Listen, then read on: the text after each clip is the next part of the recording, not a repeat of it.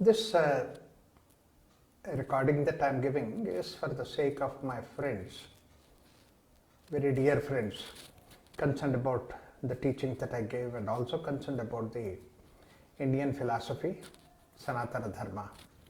And they have certain doubts. I would like to clarify that. Because many times I also hear, they also hear, that some of the so-called Hindu friends, Hindu group of people, they only say that why are we taking this hard path? Why are we becoming so eloquent about our culture, these things? And we are almost like fighting against the other religions and particularly Islam and Christianity. Is it right on our part? Our path was supposed to be peace, harmony, and non-violence. That's what Buddha taught. That's what Gandhi gave us the freedom out of that.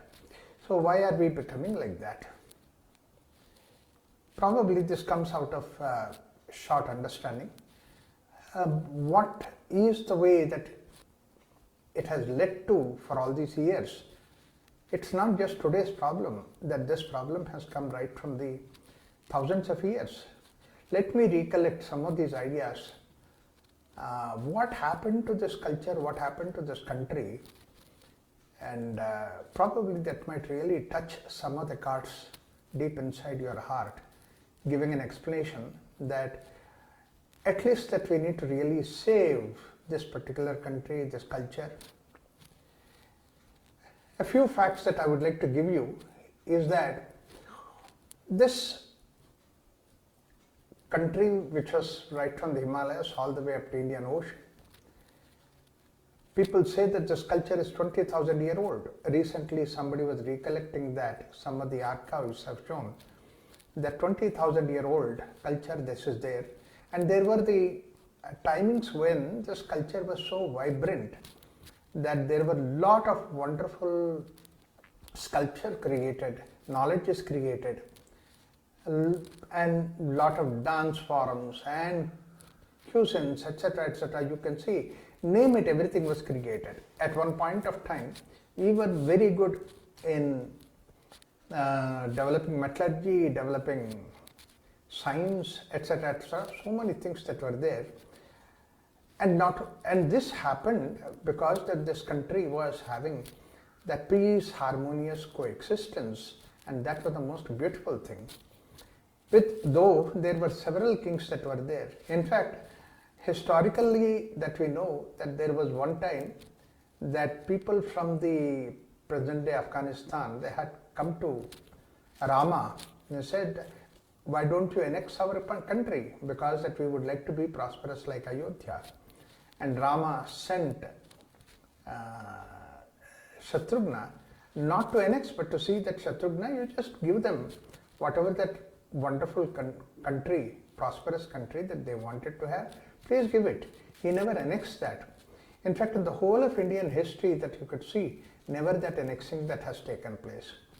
But then this country was so large, right from the way that on one side it is Iran, up to Indonesia, that India, as the statistics show, in the 1857, it was 83 lakh square kilometers.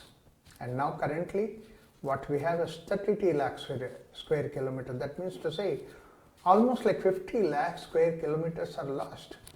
It's not the question of that about the country and its boundary. This was never the issue at all. But the issue is that what happened because of that is the art, architecture, the development, peace, and then various ideas that are connected with that, they are lost. Look at the way that it was. How many times that India was fragmented by external powers. It was not the internal power that was created, but it is the external powers that has fragmented India. In fact, Gandhara Desha, which is supposed to represent Afghanistan, we have history 6,000, 7,000 years ago in Ramayana, the mention of Gandhara Desha, and it was separated from India in 1876. And another thing is that Nepal, which is supposed to be a spiritual giant place for India, in 1904 it was separated. Bhutan, 1906 it was separated, and followed by Tibet, which was so vibrant with the Buddhistic culture of India, and that has been separated in 1907. In fact, British have separated the Sri Lanka in 1935, and similarly Myanmar in 1937. And finally, we know in our own history that Pakistan in 1947 has been separated from this mainland. As a result of it, what happened? All these places that they are losing their culture or they have lost their culture. And whatever that culture that has been existing earlier, they have systematically removed it. The temples are removed. The Buddha statues that were there, Bahmani kings, that they were removed. Look at the way a simple mendicant like Buddha could influence the Bahmani kings, and then the whole country adapted the peaceful nature of existence. And what happened to that peaceful nature of existence? Peace did not survive there, and they removed all those statues. In the recent times also we have seen when particularly these Bahmani statues were being blasted, my heart was really breaking into pieces. That was the kind of feeling that I had. In 1937, that Myanmar has separated from India. And this is another very tragic story that we have. Several such stories that we can understand that. And British separated Lanka from India in 1937, and old name of Lanka was Simhaladweep, and the name Simhaladweep is later renamed as Sri Lanka. And you know what? The Sri Lanka's name was Tamraparni during the reign of Emperor Ashoka. Mahendra and then Sangamitra, who are the children of Ashoka, they went all the way to Lanka. It was not any other country, it was a part of India, and they took the Buddhism there. It is not that they wanted to take Buddhism, but then people liked Buddhism and they invited these people to give that. This is what the historical fact. And this same way that when you look at Afghanistan, as I said, that Kandahar today, it is supposed to be Gandhara. And then that was a very, very strong Shaivite country. In fact, there were Shaivite agamas that were developed in Gandhara Desha or in the Afghanistan of today. But then what happened to all those things? Kaurava's mother Gandhari's maternal uncle Shakuni, all these people, they come from the Gandhara Desha, and it was much before, that means even the Mahabharata time. At Ramayana time, that is the history that shows that even the Shatrughna went there to establish as Gandhara Desha. And we also read so many things in the Indian ancient literature about all these places and their glory associated with that. Particularly this Myanmar today, what we say Burma, was actually Brahmadesha. Brahmadesha was later known as Burma, and today it is Myanmar.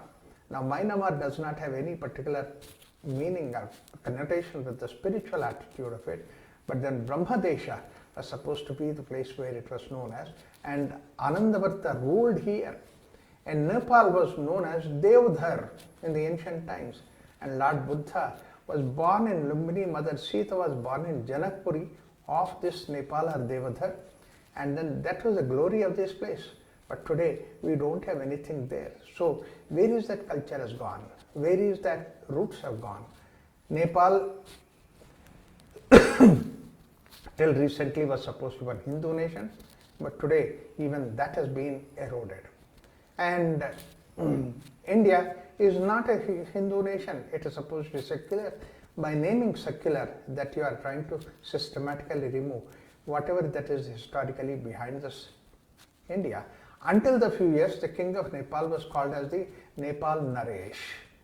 And so essentially there were 81% Hindus, 9% of Buddhists, but then Nepal slowly became different. Emperor Ashoka and Samudragupta, and in 1951, Maharaja Tribhuvan Singh of Nepal appealed to then Prime Minister Jawaharlal Nehru to merge Nepal into India, but I don't know what reasons that Jawaharlal Nehru rejected it. Now look at the way that if you visited Thailand or Indonesia, Malaysia, and you will be wondering that how many things that were there which are supposed to be connected with our culture. And Thailand was known as Siam. The major cities were Ayodhya, Sri Vijaya, etc., etc. And then they have constructed Buddhist temple. Even till today, the Shiva temples are there. The capital of Thailand, Bangkok, hundreds of Hindu temples are there. In fact, another very important thing is that this Cambodia, which is supposed to be a Kambodja, and Kambodja Raja reference comes in Ramayana. That means to say, this Cambodia was not far away, and our people from Cambodia, the whole king and entourage, that they could visit Ayodhya, they could visit, participate in the things. So these are all the things that were there, and they have their name of the dynasty given to the Gotra. This is Kaundinyasa Gotra was the dynasty of the Indian origin ruled here, and from the first century itself, people here were worshippers of Hindu, Muslims, worshippers of Shiva, Vishnu, Buddha. The national language of this Cambodia was Sanskrit earlier, and now the months were called as Chet, Vishak, and Ashada. All these things are there. In fact, many places that they still follow the Hindu calendar, ancient Hindu calendar. And probably if you had visited Cambodia, you could have not missed the Angkor Wat temple, which was dedicated to Vishnu. In fact, the largest of the temples that you can find on the earth, Suryadev Varma. People are proud that the temple is there, and on the walls that you have the paintings of Ramayana, Mahabharata. Ancient name was Yashodharapura, this Angkor Wat. I have a friend from Vietnam in California, and then her name is, she's from Vietnam, born, brought up in Vietnam, for the Vietnamese parents, and then the name was Sita Ramananda. I casually asked that you have sannyasi name that you have taken, which is Sita Ramananda. What was your maiden name? She said, my maiden name is Sita Rama. Oh, how was that? In fact, we are from Vietnam and you have this name. She said, even before I was born, my parents were so much impressed by the Ramayana that they said that if a child is born, the child will have the name of Sita Rama, whether it is a boy or a girl. So therefore that I have this name. And I asked that, what else do you know? She said the name Sita comes from the plow. And this is something many Indians do not know it. So like that you can see that how much it is there. The same way that if you visit Bali, every house is a temple. Every house is a deity. And as if that you are entering into the temple. And with all those things that are there, Bali is supposed to be part of Indonesia, which is an Islamic country. And I'm sure that it will not stay for long. Soon that everything that will be destroyed will be actually brought to the ground level, and unfortunately the whole culture will be lost. Why I'm saying all those things is that you can see that these Parvati, Saraswati, Shiva, all these things, Shiva Linga, they're all there in all those places, and not only they are there, but then their whole story is also there in their places. When we went to Bali, we saw that every school, that every child practices Ramayana play, and then they play Ramayana very eagerly, very enthusiastically. So the whole of Ramayana story that they all know very well, and they live that story. In fact, today only the news that I was hearing to the news, that it says that in the Arab countries that they are now introducing Ramayana and Mahabharata in the schools. So when they are doing like that, I don't know why in India that we have become complacent about it. We have become very diffident about those things and say that why are we doing all those things? We should just allow whatever that happens. Whatever that happens, you allow it. That's what happened to all these countries. India has shrunk. The whole culture has shrunk. And in fact, the effect of this culture that is shrunk, I would like to give you some small little experience of mine. I have a few friends, groups who are there in Pakistan and then Bangladesh and also in Afghanistan. And in the groups then when we were discussing, I keep talking about that, how ancient our culture is, how ancient that I can go back to our these things. Because the moment that we talk about Bhagavad Gita, it is 5,000 year old, a text. Similarly, when I talk about Shankaracharya, who made a commentary, it's about easily about 1,000 year old. And Patanjali Yoga Sutras, I say about 3,000 year old. So that means to say every time when I say something that I'm talking about, a culture which is continuing coming from 3000, 5000 years. Now what happens is when I say that, those people, my friends, my very, very dear friends from those countries, they say that, Raghuram, unfortunately, that when we talk about our culture, in Pakistan it just goes for 70 years. Before that, we only have to talk about Hindu India. But there our people don't want us to do that. The same thing about Bangladesh. Until 1970, only Bangladesh. Before that, it was Pakistan. And before that, it is India. They have to go back to the Indians. So they don't have anything. Particularly in Afghanistan, they are not even allowed to talk about Bahmani kings and then the wonderful statues that they had made. So it shows that they don't see the roots of it. In fact, at one point of time when I was in Texas, and then they took me to a place and on a tour, and they showed a house and said, this is our ancient monumental house. This is supposed to be our heritage home. And this is 150-year-old, 120-year-old, something like that. I said, I laughed within myself. I said, my grandfather's house is 140 years old. So that means 140 is not for our heritage at all. Our heritage is 10,000, 20,000 year old.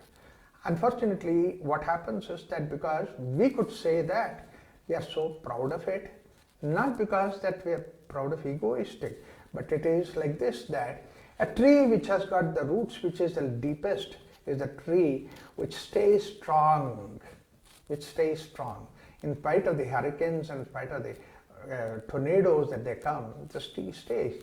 Whereas the trees which do not have the roots, they get uprooted.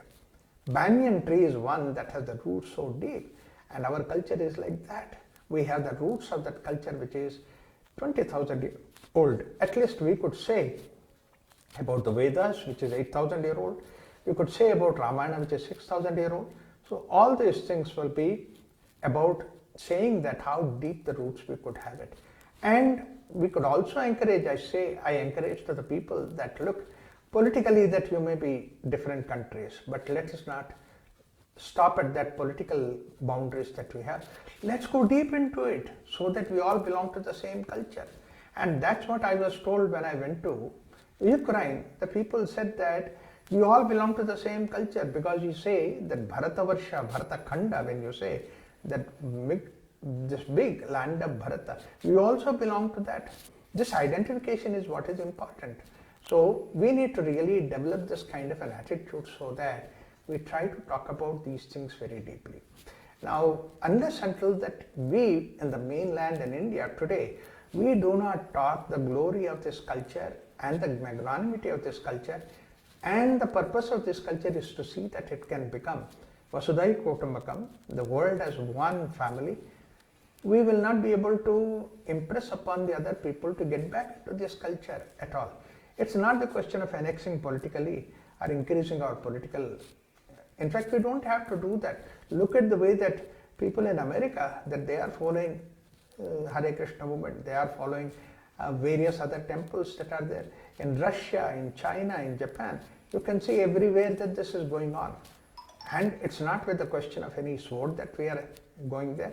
It's with the question of compassion, with the question of softness that we are going.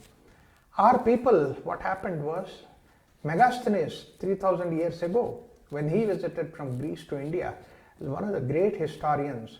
In his book, Indica, he writes that 3,000 years ago, he praised about this culture. He says that this culture is extraordinary because the simple thing is that this culture has such an extraordinary, wonderful discipline and value system.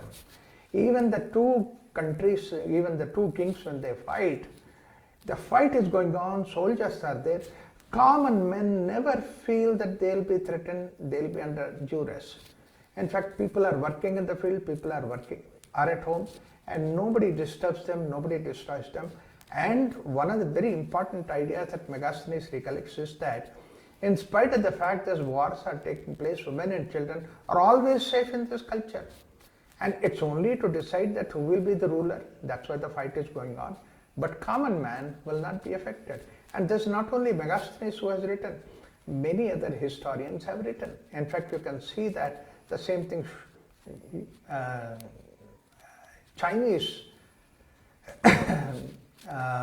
visitors, that they have recollected this kind of a thing.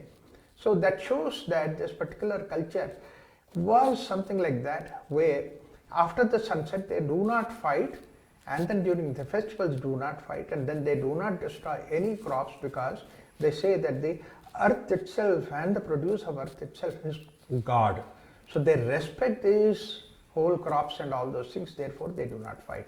Unfortunately, what happened was that our rulers, from blood, from deep inside their marrow, that they held these values very high. But the people who were invaders from outside, they did not hold this high. Unfortunately, as a result of it, what happened? They always attacked us during the time when they were harvesting. They always attacked us during the night, and they deceived us. There was a deceit in this thing. Absolutely, there was no values in the fighting of the war. Imagine even the war that we could have, that fighting and the kind of values that we had. You mean to say in the life that we could not have had it? We have stories in such a way that in the normal day-to-day life, there were so much of values, and the values were really keeping them in harmony. Such stories that are there here, they recorded, and these are not just stories, these are the realities that were recorded. And what is that? A person, he has given the land to somebody, sold that land to somebody, and that person takes that land and then start tilling it. And when he tilled that land, he found out the treasure in the form of, buried inside the ground, and then took out that treasure and said that, went back to the original owner of this place. You see that I found these things, please have it. And this person said that no, whatever that is there in the land, I sold you. He said, no, this land is sold for the sake of agricultural purposes, and I take whatever that agriculture is there genuinely. That's what is the rightful owner of me. But whereas whatever that is there in the form of the treasures that are there hidden inside, it is yours. And both of them went to the court. Imagine what could be the country where this kind of values are there. And what are these values coming from? This is another very, very important aspect of it. And because of these values that are there, all these forces, powers, all these capacities that we have given various godheads for that. Like for example, knowledge is a god, Saraswati, and then wealth is a god, Lakshmi. So the moment that we say God, that we don't want to abuse any of those things. Similarly, we have so many things which are given the God, like for example, Parashakti and all those things that are there.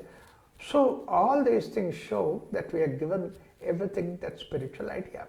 And this idea, even till today, in other countries, that they still follow it. Like for example, Indonesian Airlines is Garuda Airlines, and Indonesian currency has Ganesha on top of it.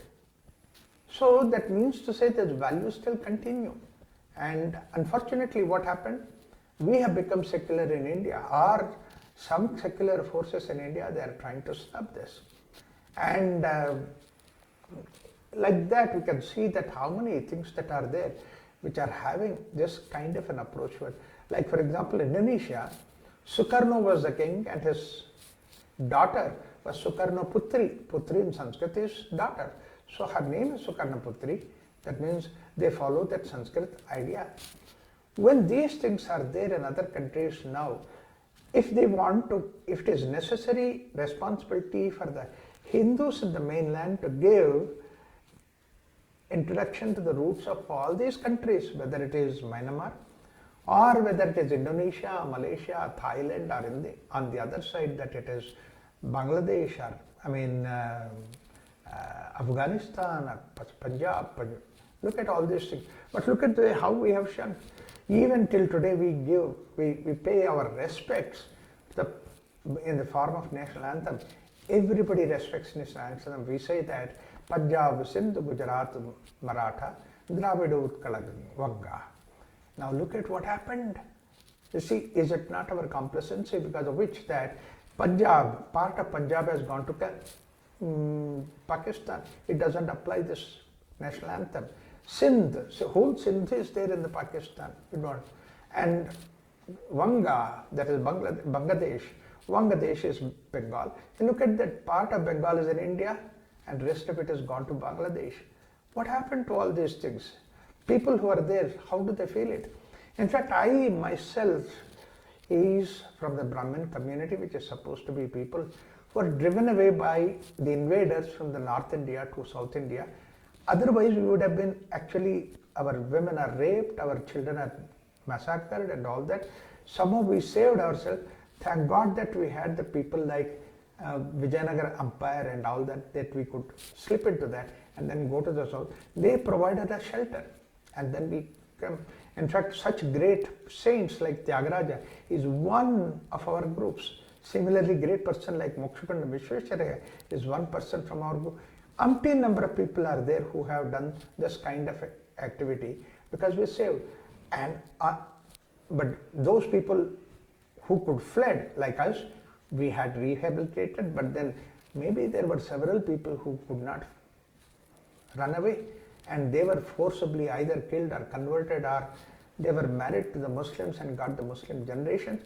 That's why I feel very sympathetic to the Muslims of India, because you see, if you just go back to 5, 6, 7 generations or 10 generations back, I feel that you are also deserve to be identified with this particular culture so that you can start a new life.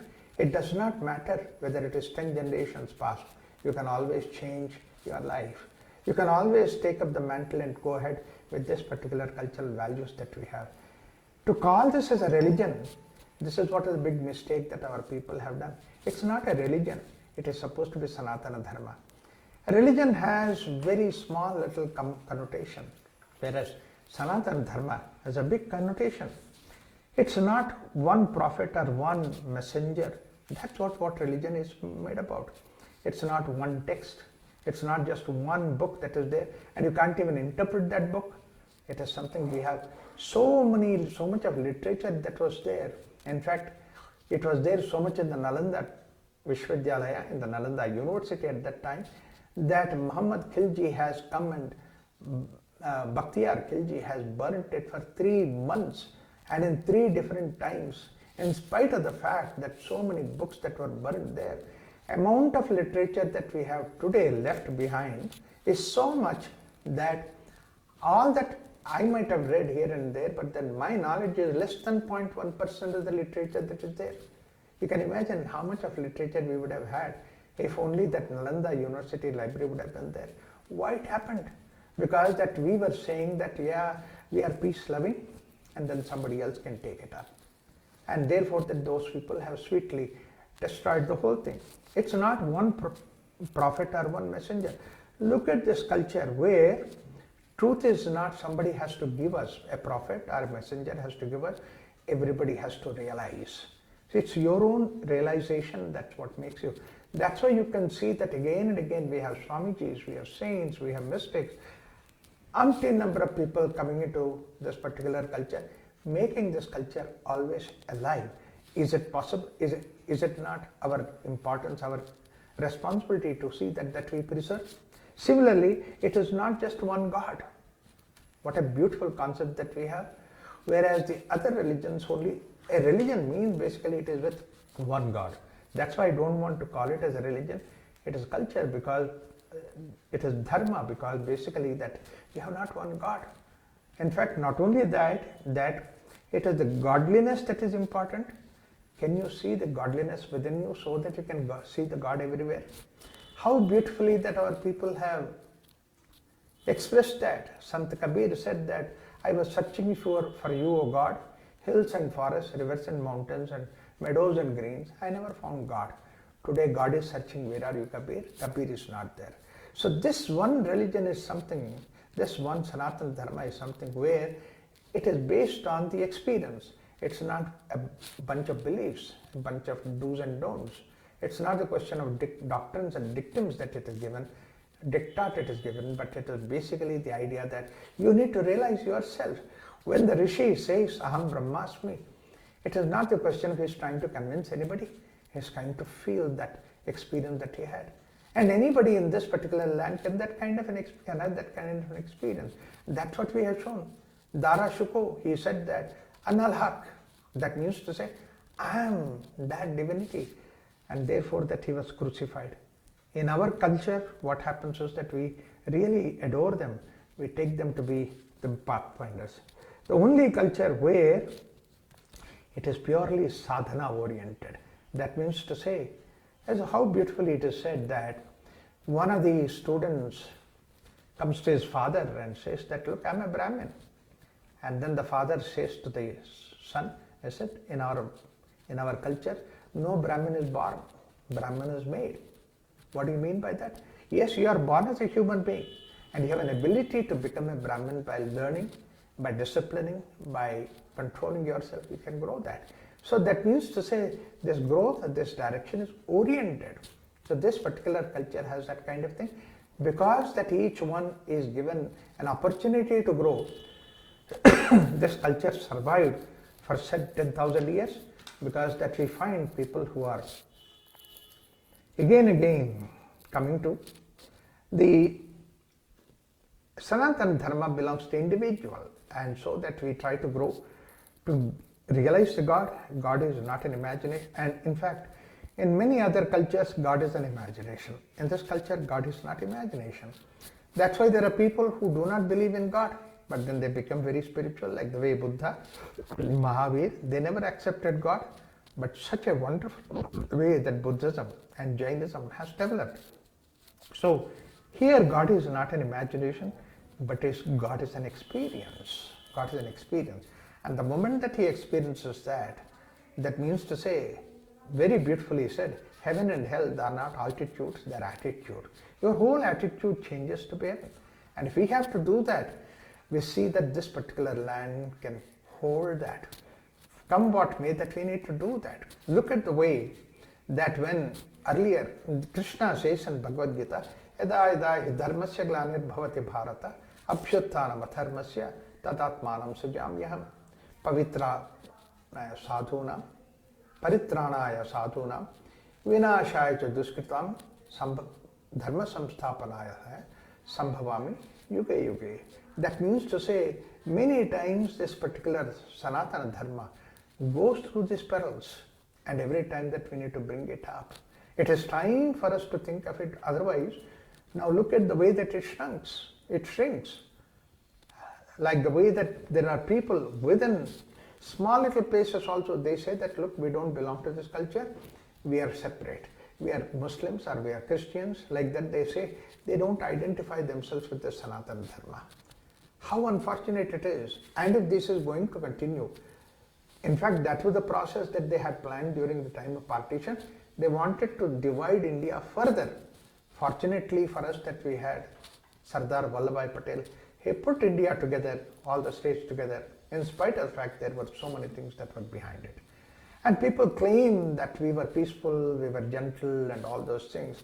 And then we got the freedom because of the non-violence of Gandhi.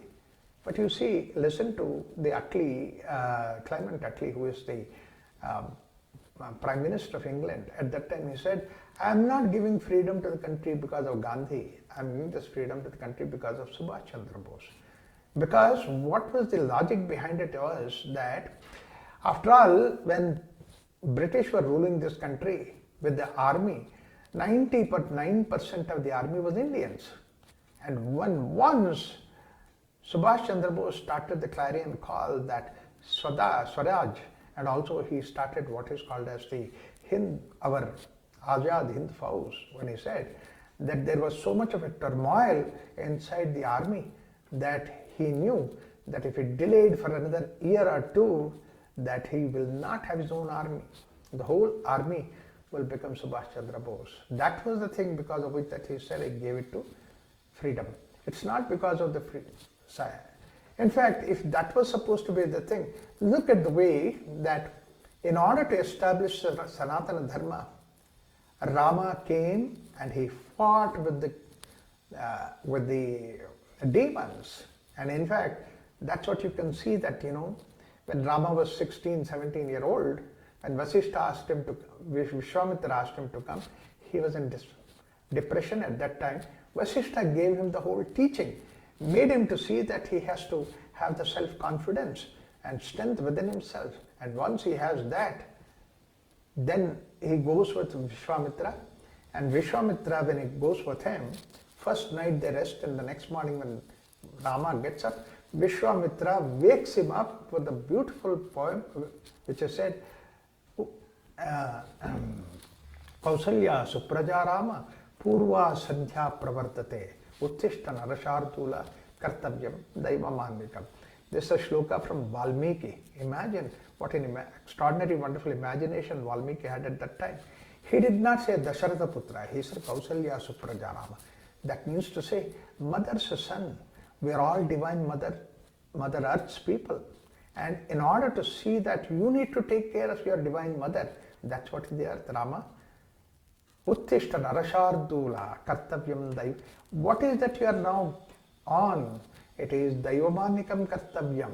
That means to say it is God ordained establishing the Dharma. That's how the Ramayana, the whole story of Ramayana is important in that war, to see that Dharma is established. The same way Krishna, almost like 20 years, he nurtures Pandavas and supports them, never making them to go away from Dharma. That's the reason why, though the others were doing a Dharma, they have to go to the forest, they went.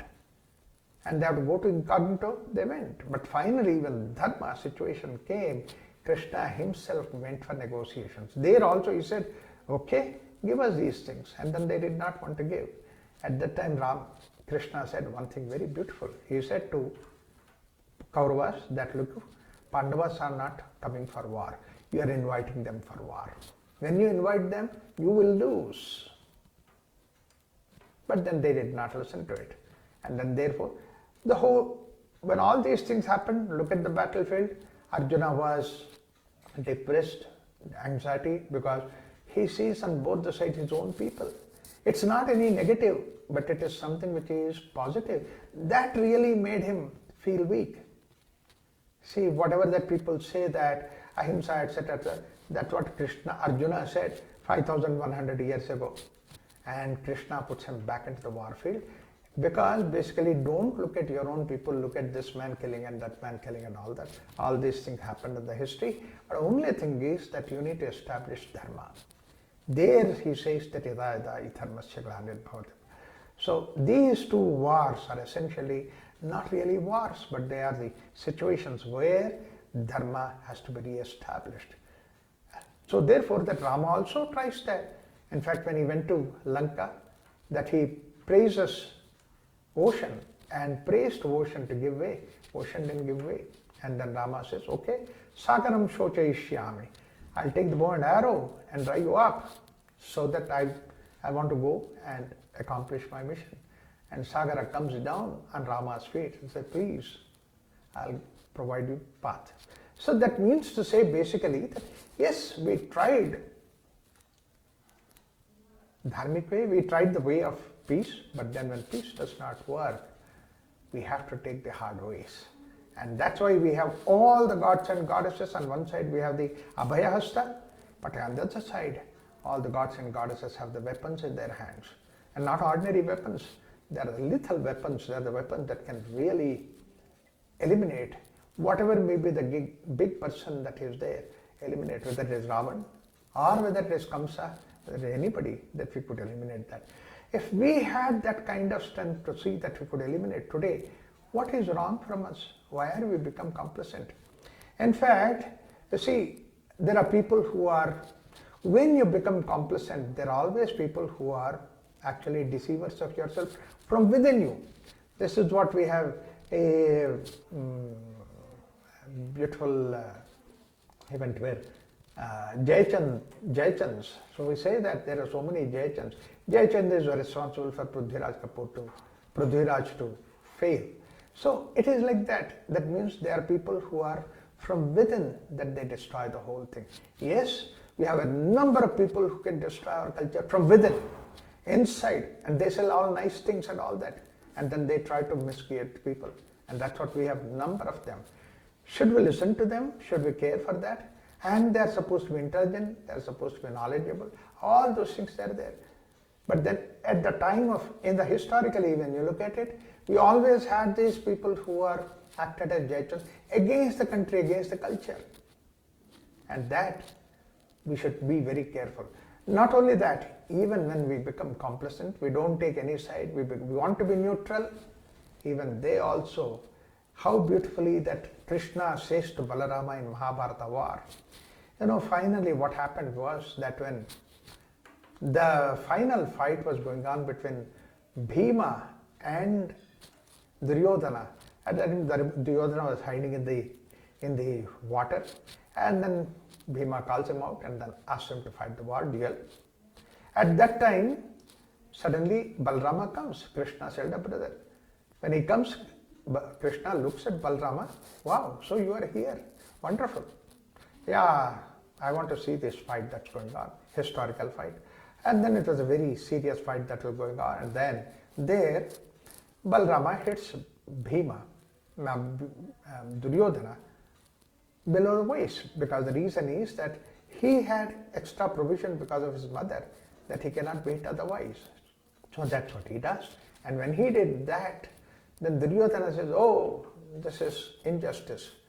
Krishna asks Balarama, all these 14 days, all these 18 days that there was injustice going on, what happened to you? Balarama replies to Krishna saying that, no, I was not interested in that, it was a family war between cousins. You know very well that it's not family war.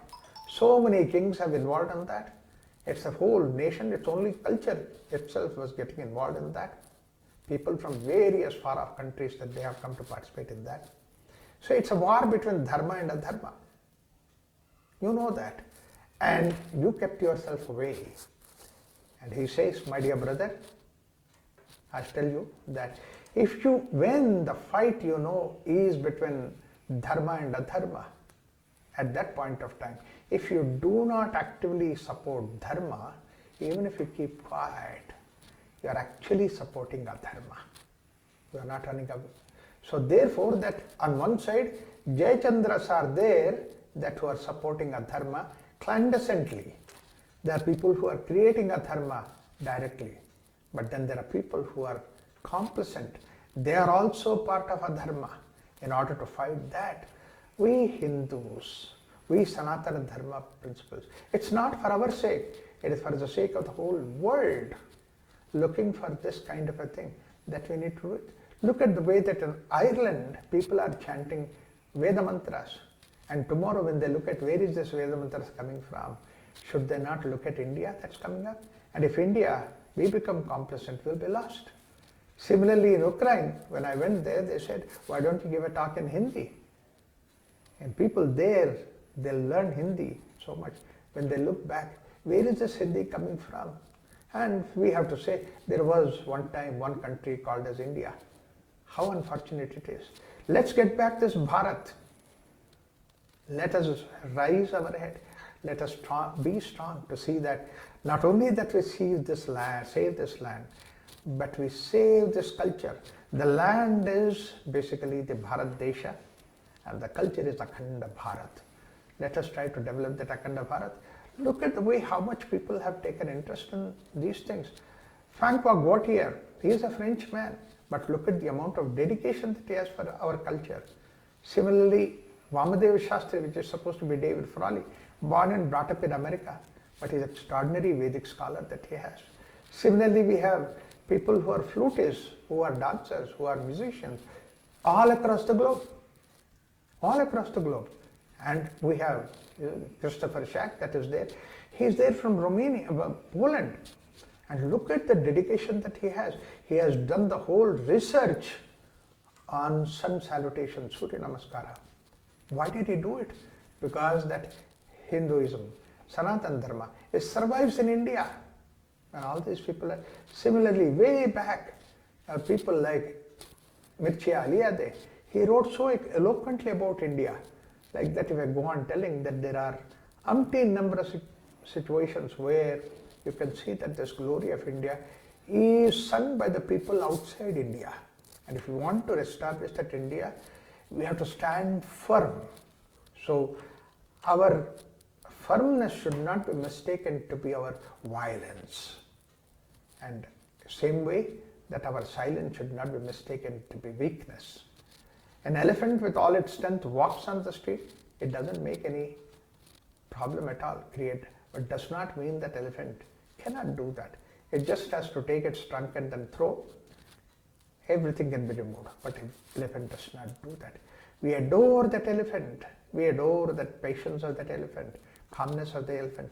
Please don't mistake the Hindu culture. Please don't mistake the Hindus. When we have that peace and harmony, then this particular culture can bring back all that glory. Such wonderful dances. In fact, recently I heard that in South India that we have so many varieties of dances. North India also had 15 different varieties of dances. But because of Islamic invasion, everything is gone. All that what we have is only a Kathak. The rest of it is gone. How much can we tolerate? How much can we accept these things saying that we are peace loving? We are peace loving. That's not the way we should do it. Let us try to take it strong and then march forward. If this talk makes any sense to you, I'm sure it's not just only people of Indian origin.